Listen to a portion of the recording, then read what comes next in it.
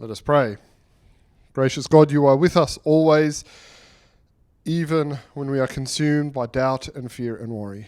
As we consider again your word to us, let us find hope in the small things of life. Let us rest in your joy.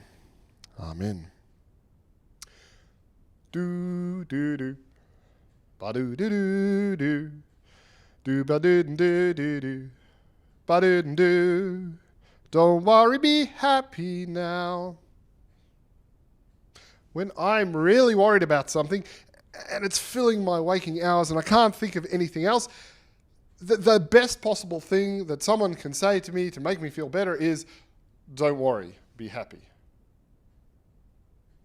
Of course it's not. Of course it's not. When you are worried about something, being told not to worry is perhaps the worst possible thing someone can say to you. Because even though it's true, worrying is futile, and it's hard to be happy or joyful when we are worrying, simply being told not to worry does very little to alleviate the worry that we are feeling. And the words often simply give us just another thing to worry about. I'm already worrying, and now, after you've spoken to me, I've got another thing to worry about. I'm worrying about the fact that I'm spending so much time worrying. And this is a vicious cycle if I've ever heard of one. As humans, we like to worry, or at least we seem to be addicted by worry. And that's probably because worry is connected to our need to be aware of the environment we're in and the possible dangers that we face, those dangers which are close to us.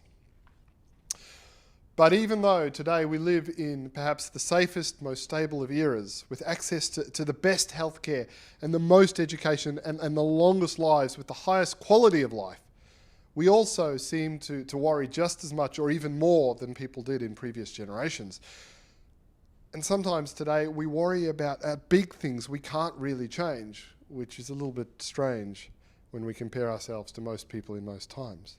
Today we might worry about just who the President of the United States is or will be. And this is the worst kind of worry because there's nothing we can do about it sitting here in Australia. And so these kind of worries about things we can't change or big things that we can only affect a small change on, when they fill our thinking and our lives, are ringed with helplessness. And there's nothing worse than worry except worry that's accompanied by helplessness. When we worry, it consumes our lives, and we have less time and energy to love, to care, and to be joyful. This month at Faith at 5, we've been thinking about joy, and we've been considering how we might create spaces where joy might flourish. And we were challenged a few weeks ago to create spaces that helped us find moments of joy. And we looked at some of the more colourful and joyful spaces that people live in the world. And in contrast, we also looked at some of the more brutal spaces we have to go to work or to live in. We looked, for example, at an image of a public high school with rows of metal lockers lining the walls. I'm sure most of us have seen those. And this got me thinking about a couple of things.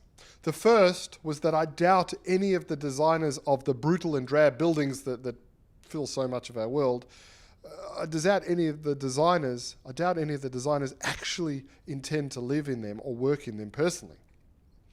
And even though they might design brutal buildings, I reckon when you go to their homes, they'll be much more comfortable and comforting spaces. So that's the first thing. The second thing is that for many of us, we have not a lot of control about the spaces we work in, and often even the spaces we live in. And so it becomes one of those things that we worry about, but we are also somewhat helpless about. And this worry with helplessness on top makes it difficult when we're in difficult environments to find joy and purpose and hope. For we are surrounded by things which push us down. The reading for today comes from Matthew chapter 6, and it's part of the great Sermon on the Mount. And it's the part of the great Sermon on the Mount that today's mindfulness gurus would love to read. if they ever read the Bible.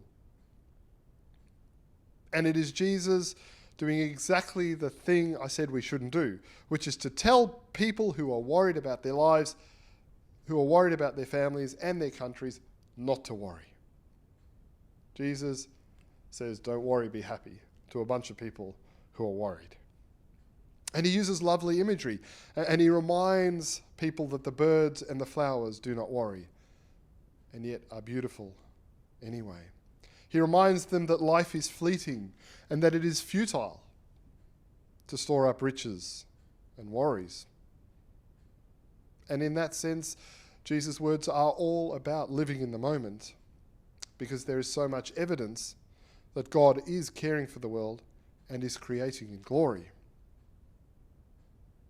But despite the deep truth, the deep and absolute truth of Jesus' words, the people would not have heard them, because they would have been consumed so much by worry. And when you tell someone not to worry, they just worry more. And yet they are important words. And I think they can be helpful in two clear ways. And the first way that Jesus' words can be helpful is when they are spoken and discussed and explored and lived out in times when we're not consumed by worry, in times of joy and community, in gatherings like these. When we consider Jesus' words in normal times, if you like, they help to become a part of our spiritual DNA. We do need an attitude of gratitude and trust in God that is built up day by day through prayer and reflection and attention to the good in the world. The mindfulness gurus are going to love that. And what that means, if we've got a deep attention to goodness and joy, when we do move into darker periods of life, when we do find ourselves overwhelmed by joy and overwhelmed by worries, and we can't find joy, there is a deep well of peace and strength that we've built up to sustain us, and we know how to tap into it. So that's the first thing about Jesus' words. The second is that Jesus' words are always backed by a faithful and deep relationship with his followers. And so he is allowed to. He can get away with telling them not to worry because he is living with them and is facing the same stresses with them. And a life together means that the truth can be told and heard together. And so from the earliest disciples and their experience onward, Christians have tried to proclaim and live out an important truth. It is possible to live a good and joyful life even though we know bad things will happen and we'll worry about them. It is possible to live a good and joyful life even though we know bad things will happen. And that's what we are called to as well.